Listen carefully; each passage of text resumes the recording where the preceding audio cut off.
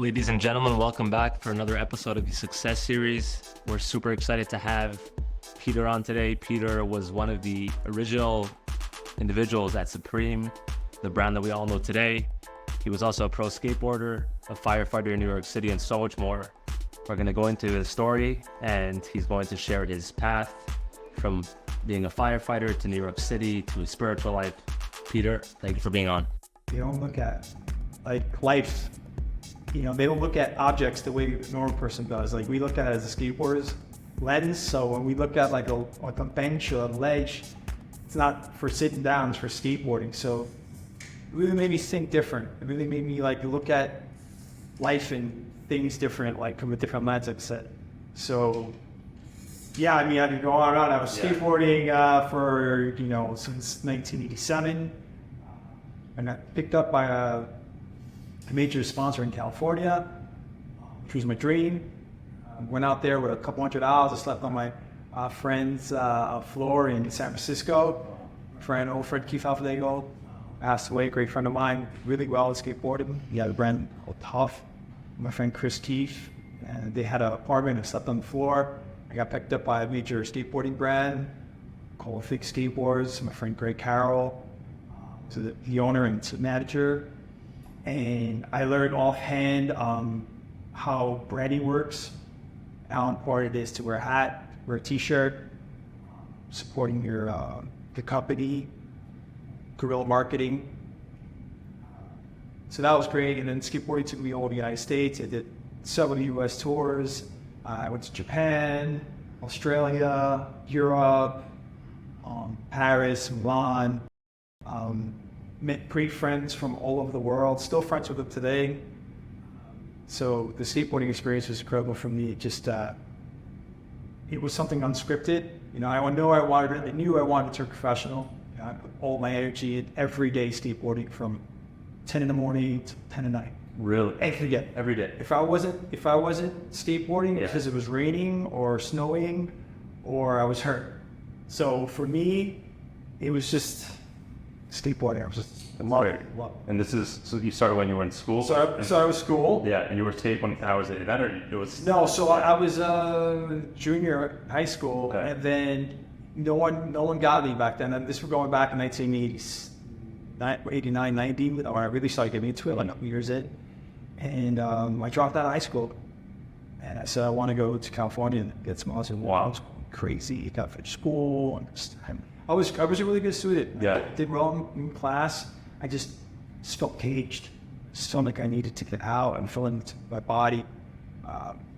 So, yeah. And what did your family have to say about that when you out of here? It was tough because my parents raised me, and my mom passed away when I was very young. So they were the ones who raised me. But they were okay with it. Really? They liked the fact that I was so young and going to a different state, and they were supportive. They were like, do something with it. Don't just go out there and do nothing. So it wasn't a big pressure. Right. If anything, I put more pressure on myself. So yeah, so that was very interesting, and that opened up so many doors for me. Yeah. And then to move a little forward. I was getting in my late 20s, and then I was thinking about what am I going to do next in my life, because as an athlete, you have that window, right? Yeah, window's starting to close. Skateboarding, how many years do you have? I think it's similar to the professional athletes. Yeah, late 30s. So I was getting into my mid-20s, and I was thinking, about what do I want to do next? Right. What am I going to do next? I didn't want to be like in the skateboarding industry to work. I kind of wanted to go to something totally different, because just a great thing a lot of my friends did. Felt like I wanted to do something different. I saw an advert for recruitment to become a New York City firefighter. Like someone was sliding down the pole and like cut out. It says this could be you, and I was just drawn to it. Really? I was just drawn to it. I always wonder if those things work. Do you see them all the time? Does anybody really saw them by? I mean, I was really drawn to it. Yeah. So I thought about it, and then a friend of mine who I was professional with, Michael Hernandez, He, same story, like skateboarder professional. His uncle was a New York City police detective, and he told him, this is everything I word by mouth back then, you know. He said, the test is coming up, the entrance exam for the firefighter, you should take it. So he told me about it, and we took it together. So I took it in 99. Okay, year I was born, by the way. Oh, really? Yeah. Awesome, Just a good year. Exactly. So then it took me 4 years.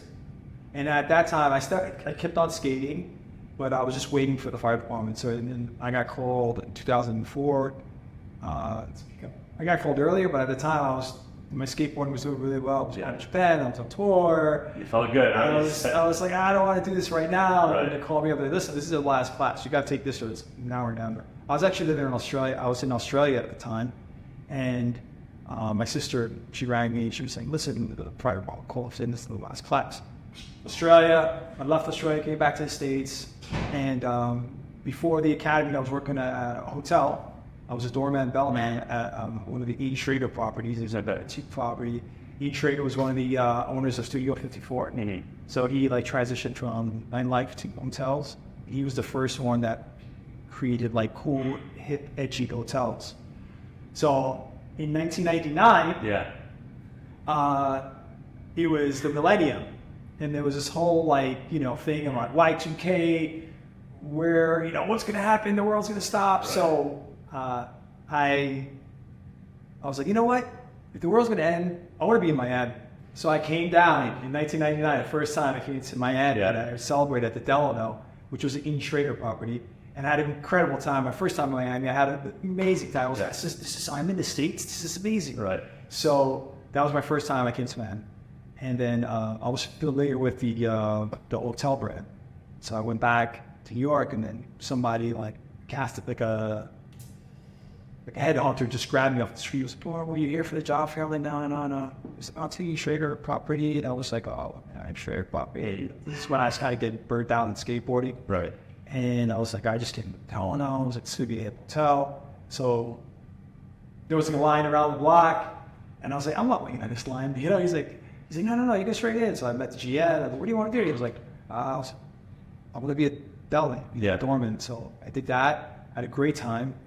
I had a great meeting. Seems like it was great, right? Oh, it was great. It was pleasure great. Perspective, talking to people all day. Talking to people all day, helping people. Right. This is before the phone, so they ask you, what's a cool spot to go to, right? Restaurant.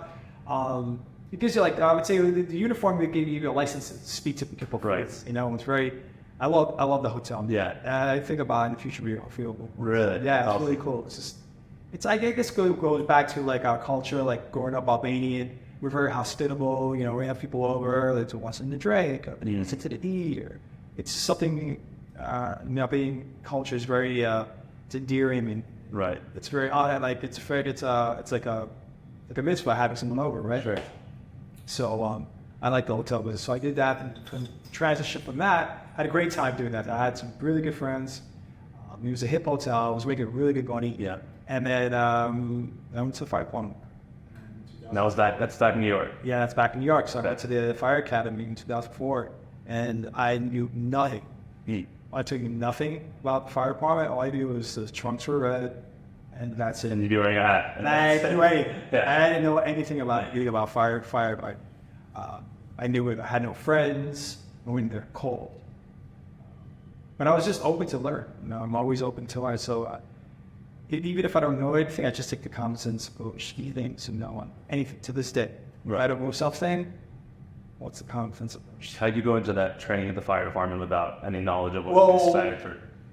You know, I didn't realize what great shape I was in from skateboarding. Yeah. I mean, my cardio was like through the roof. I wasn't a gym guy back then. It was the part of I was a part of that family, like go to the gym, and like it was just like we came from the old school. You know, work hard. Sure.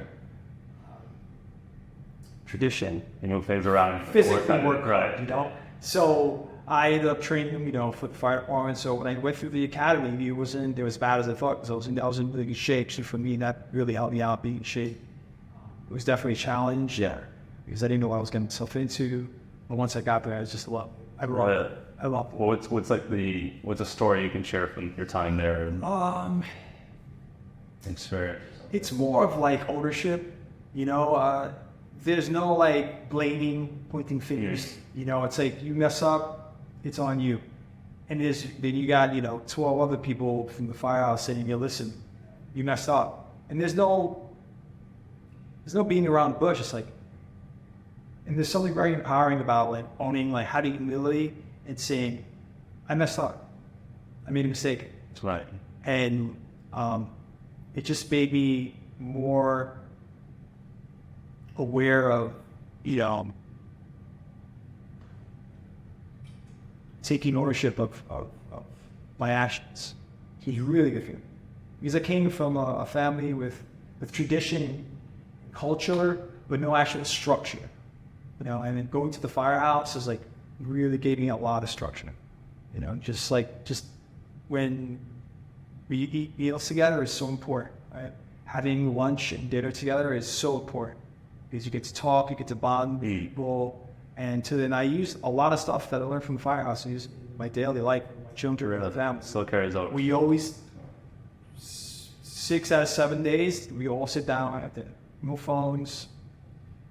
You know, we talk about what's going on, school, how our day was, what to learn, who farted in class, you know, just try to make it interesting. Right. So I learned a lot from it. It was very rewarding.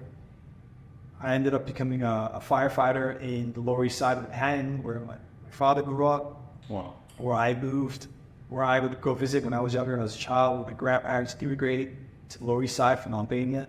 They were refugees in Italy, and then they came to the States. So I had this connection, Lower East Side, when I was living in the Lower East Side as well. Right. So I was familiar with the neighborhood. It was very, as a firefighter, I was very fortunate because I knew the neighborhood. Right. It's a very important new area. How to get around, how to move. Exactly. So it was just like all by chance. I ended up working with ladder 18. Right? So 18 is high. Right. My wife, she grew up. She's from Queens. She grew up on Orthodox. Yeah. From a very religious family. Me marrying her, the daughter, but they ended up loving me, and they're a great family. And actually, I wanted to tell you the story about why I'm sitting in this chair. Sure. So, my wife Jacqueline, her grandfather was like a father figure, amazing man. His name was Salman Dayat, and he was sixth generation chief rabbi in Isfahan in Iran. Wow. So when they came to the States, he helped literally thousands of Iranians, Jewish and Muslim, come to the States. He has a synagogue named after him in Queens and Rico Park. It was PRUS, this organization to work with. So he passed away last week. It was 25 years ago. So they lived. My law still lives in Queens, and my uncle-in-law, he lives in the house now where his grandma, Solomon Dion, and they still have his office untouched. So when we moved down here, my wife was like, "Let's go to Grandpa's library and let's grab some books." So he had all these books. So we're looking, we find Kabbalah books. We find 2 Kabbalah books. Yes. She's like, "Let's take these." I'm like, "Great." So we took them. We moved out to Miami 4 years ago, and we kind of forgot about the books. Just get settled, kids, school, and this gets really interesting. So about like 2 years in, we start reading books. And the first book, because I think it was 10, your grandfather before that. Information. Yeah, very challenging book to read, by the way. Very deep and very like, why do you have to read it over and over? I'm a pretty avid reader, but that was a very tough, deep book to read. So we started reading this book. Then now one day I'm going to the post office. I'm retiring officially. I'm putting in my paperwork at the post office, and I'm like, it's a big day for me. I'm like, I love the fire department. I still listen to this day. And as I went to the post office and put in the paperwork to send it back to New York, I walked out of the post office and I said to New Beginnings, I was just like, I have to let go. I have to let go. It's very hard for me because I love being love. So on so many levels. And so as I walk to the car, I get a text from Sharif Mountain. You guys are friends. So I met Sharif when we first moved down here, and it was like towards, COVID, like towards like a year into COVID. Right. And then we met through a mutual friend, Soleil Mousfrad, who's a dear friend of mine. I've known her for like 30 years. She's like, she was a baby's child for the actress. We met through mutual friends in New York. I've known her for years. So we were at a dinner here in Miami. She's like, Soleil was in town. She's like, oh, what's your name? Really good friends of mine. So Sharif, Sharif Malik, and his wife, Gabrielle. So we're like, hey, what's up, guys? I don't know who he is. We're like, yo, these are nice people. Let's meet. So we connected, and then we, it was months went by, and then we bumped into him one day. Oh, we got to meet up. And then months go by, and then like, as I walk out of the post office, I get a text from Sharif. Sharif's like, hey, what's up? I'm going to have Adi Kippur, Shabbat, Kabbalah in there. I'm like, Shabbat. Reminded you of that. And I'm like, yo, look, we're over reading. We literally just started reading the book. So I think we started reading. He goes like, so what are the chances? There is no chances, right? So I'm like, all right. So then like a week later, we ended up going to Sharif's. Shout out to Sharif, love Sharif, Kevin. So we go to his house. And we're about 20, it was right, 10 minutes out, couple, there's 20 people there. And then Sharif reached me at the door, giving the person was giving a session, a Kabbalah session. So this gentleman, he's like, oh, what's your week? Eitan. So I go up and I see Eitan, and I look at him.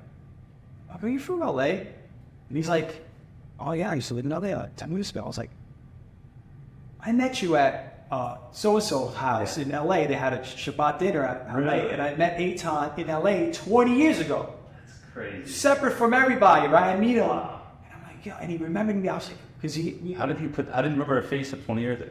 I remember faces. Yeah, like that. I remember faces. It was deep because he asked the topic that they was laying go. Right. And, I'm at someone's house, very successful person in California's house. And I don't want to like kind of be like asking questions of fire. I'm just like sitting back, watching and just enjoying it, And then the topic was about letting go, And then like a year or two right before that, I was in LA, Eitan, Soleil, at Soleil's friend's house. And he's like, you have to let go. And then I asked him about my brother because my brother passed away. And then he was like, oh, well, that's hard. And he go, for a family member, that's a very deep thing. So him and I like connected with that, and that's how I remembered him by asking that question. Right. So then now I'm at the house. We fast forward 20 years. We're in Miami. I'm Sharif's house. I meet Eitan. Wow, this is amazing. And so then that's how we met. So then we were at dinner. We met all these great people. We're going to the center, and we ended up taking a session up in North Miami with Yehuda. Who's great. Yeah. He's awesome. Great personality. Funny, makes it fun. We took a session. We did session one with him. And it's just great things. It's like a reminder of things of life, right? Like what we go through and how to handle things.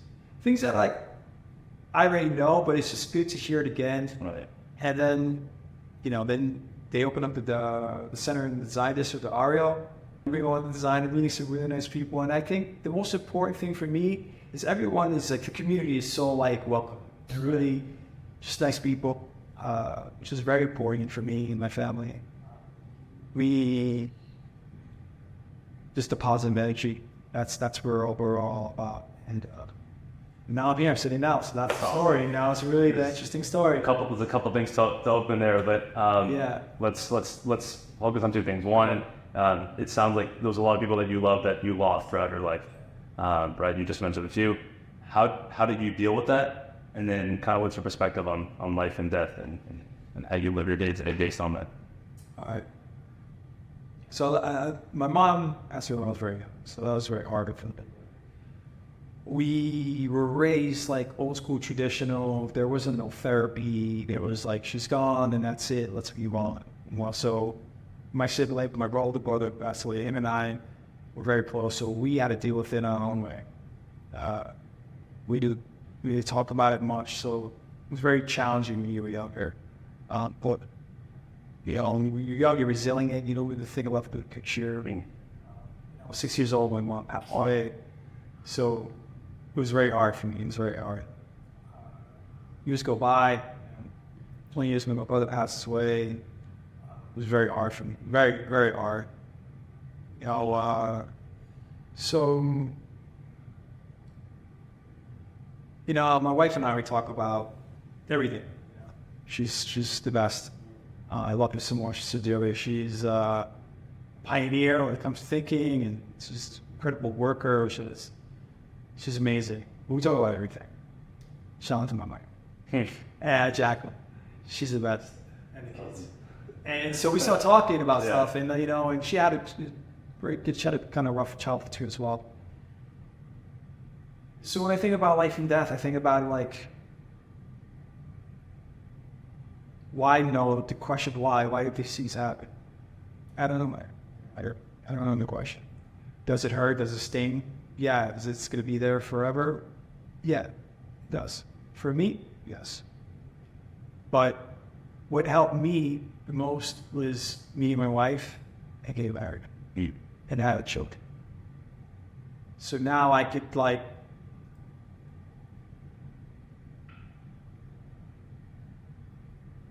have moments with my family, my children, that I'm healed within my family.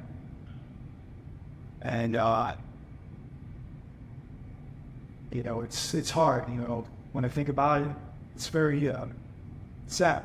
You know, I don't know what it feels like to have a mom. You know, losing my brother was very hard. But you know, having my wife, she's the mom of family. It's great. And having my children. So we talk about things like, you know, we had it so hard growing up. And I tell her, you know, I'd rather have the second half of my life happy and not deal with the first half of my life as I get older. So I try to look at everything as a positive aspect. Very lucky. I follow my instincts. I know we kept it positive. That's the most important thing. So to answer that, I don't know the answer to that. Yeah. That's my feeling. Yeah. Do you, in taking that, do you use silly things as meaningless in a sense, right? Like a lot of us worry about this and, you know, you're late for that. And does that all become inconsequential relative to, you know, worse things in life that one can experience? Well, for me, it's like personally going through so horrible things. Personally going through that, dealing with that, but that's internally, right? But being a firefighter and seeing some really like just the horrible situations, seeing death, right? Seeing people lose their homes, lose loved ones, and seeing it like pretty much day to day where you're working. You know, I would go home and like I would see Jacqueline, I would see my wife, I'd see kids, and I'd be like, everything's fine. You know, to the day, it's the truth. I spoke to this old chief of mine, and he would help out major disasters. It's going to sound insensitive what I'm saying, but yeah, it makes sense. You know, I was like, hey, Chief, how was it? And I forgot the big hurricane you had about 2 weeks ago. Before Sandy, right? It was Andrew, or one thing it was Sandy in Puerto Rico. And he was like, how was it? It was just horrible. It was people lost house. But, you know, at the end of the day, as long as the family's okay, it's a major inconvenience, right? Like, that's what it is. Like, as long as the family's okay, everyone's healthy, everyone got out. I mean, it's horrible. People lost their homes, they lost their belongings. Start over again. Still in your life. It's not in life. So that's how I kind of look at things, right? My wife will get riled up sometimes. Like, it's fine. We'll figure it out, right? And that's another thing too. Like becoming a firefighter, it made us like you have to figure it out. There's no like, oh, you have to make a decision. You have this critical think. You know, you need to make a decision. What are we going to do? How are we going to get there? How are we going to open this door? It doesn't matter how we sit there and shut it No, down, right? no, let's go. Yeah. And you have to be direct. And like I tell my wife too, like we have to make a decision. Either whatever it is, left or right, up or down, we have to make one and we'll figure it out from there. But when we stay idle and don't do anything, that's when it's going to get worse. So I think physically, like being a firefighter, like we were trained to break down doors. For me, that was huge because physically we're breaking down the door. Right. There's a wall, we're breaking down that wall. So I did it physically. So for me, I kind of look at things differently, and I apply it to life. And I tell the kids that, but in different ways. I didn't get fun, I don't get too serious. Yeah. But for me, that's how from my personal experience, what I've experienced personally and through being a firefighter and skateboarding too as well.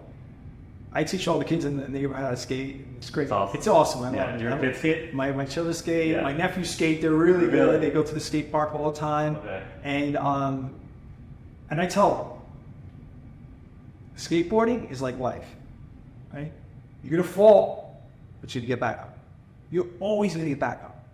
And I instill that in all the kids I teach. I'm like, it's not kids I teach. It's my family, my neighbors, friends.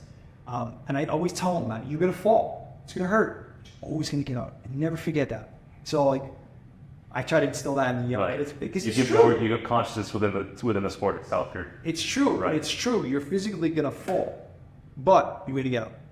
And I tell them that you apply that to life as you get older. You fall, but you're always gonna get up. So you use it. Going through tragedy and being a firefighter and seeing tragedy makes you appreciate things so much more. I just appreciate just being, you guys having me on the podcast. It's like, if I could touch one person from my words, I think we did. You absolutely will. Did it. Yeah. I mean, so for me, that's how I feel with that. It's not just on a different part of your life. We see the skateboard behind you. They might be able to pick it up in a slight angle there. Yeah. What's the story with that? I know you were part of the founding team, so you kind of talk us through what that looked like. What was your experience? So at the time, there was in the early 90s, skateboarding died in the late 80s.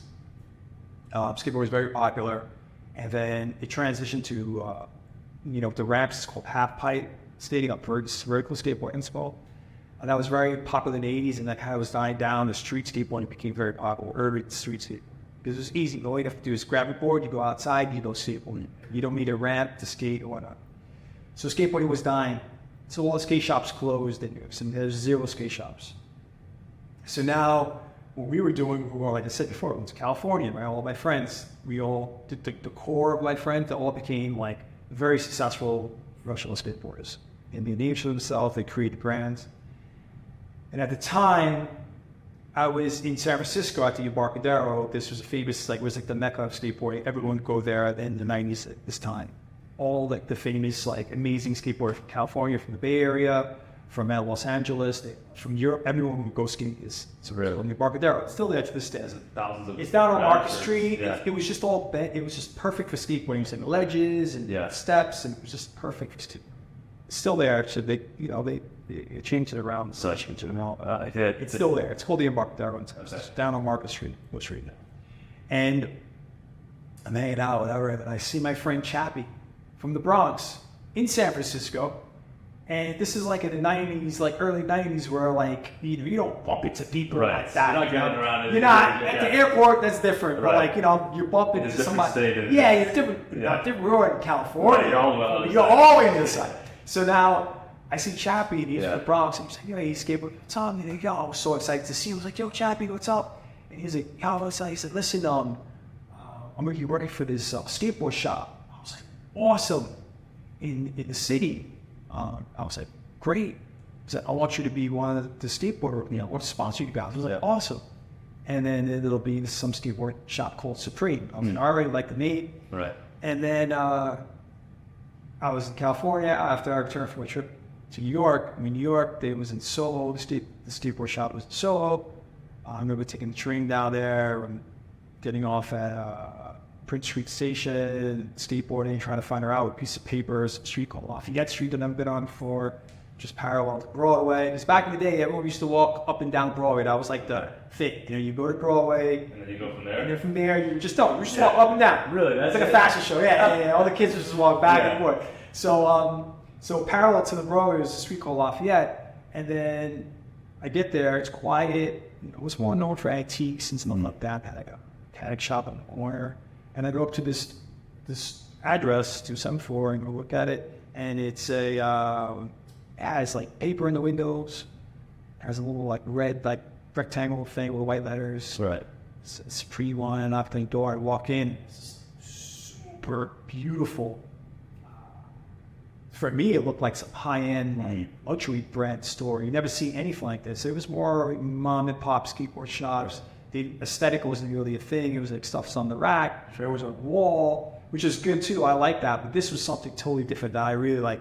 Was drawn to. This is nice. I like this. This is nice. Yeah. So me and my friends, they had picked certain skaters from the city, from New York, Brooklyn, Bronx, Queens, and Manhattan, and then they put me on the team.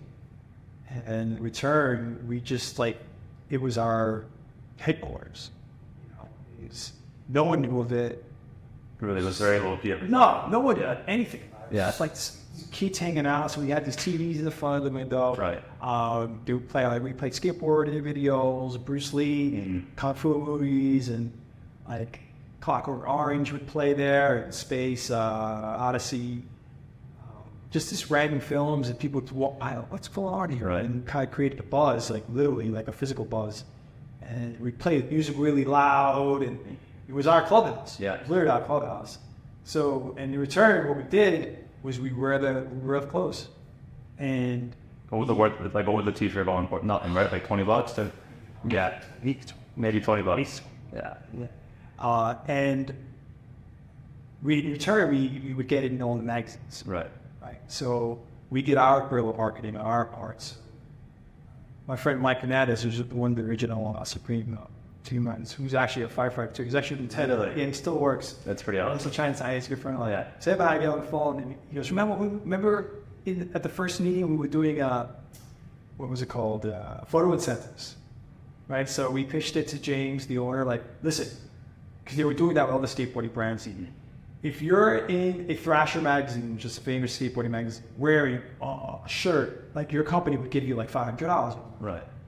So we pitched it to James, and James was like, oh, I like that. So we started like really pushing the brand to get in magazines, to get cash, and we were young back then, right? And money. Actually, thinking back, that was like really smart. So that's how we started getting the brand into all the skateboarding magazines. We started into fashion magazines, and not only that, we loved going out. Like that was our thing. So we were able to all the nightclubs and Supreme. So we really was really ground roots, like grassroots, like really like organic way of representing the skate shop. Right. Not only that, you got to remember we had skateboarding companies that we were skateboarding at the same time too. So it was an incentive for the skateboard companies to have cool skateboard shops so they can sell their brands at the skateboard shop. So years went by, we just kept promoting the brand, and then now it's like 30 years now. Now it's a huge, massive brand. And you never would have, at that time, there's no way you would have thought it would. I never thought this. I never thought this. Right? To me, it's like I have a different feeling with it. Right. It's the shop. It's the shop. It's the shop. It's still the shop, right? It's still the shop. Yeah. It's like it'll always be the shop.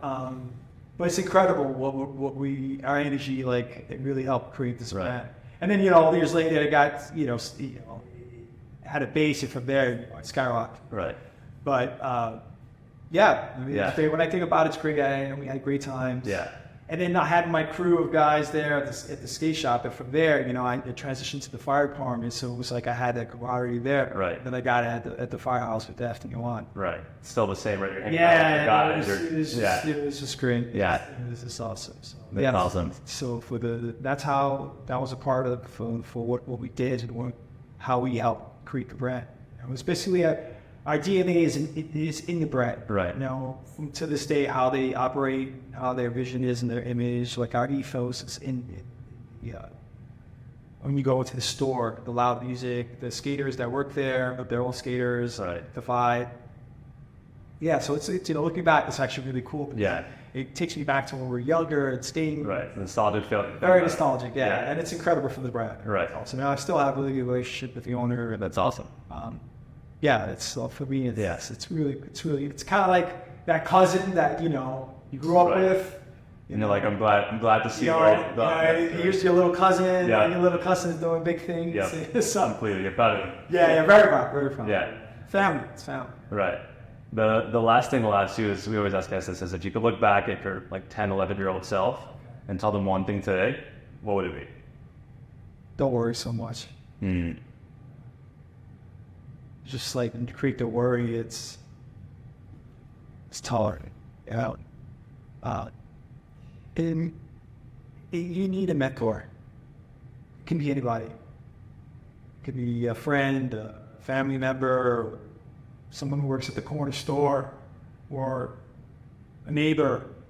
Mentors are huge. If I was talking to my wife the other day, and if I had a mentor, my whole life would change. Different. Really? Yeah. I guess I had to figure out stuff on my own. Right. Maybe I needed right? Maybe I needed to. That was best, Maybe I needed to. You had so many experiences. Maybe you would have not had. Maybe, right? yeah. But I think, like when you're young, I think it's just good. Like, with my, we're very involved with my children. I try to, we're very honest. We try to tell them like this is what happened to me. This is what happened to me. This is what we went through, right?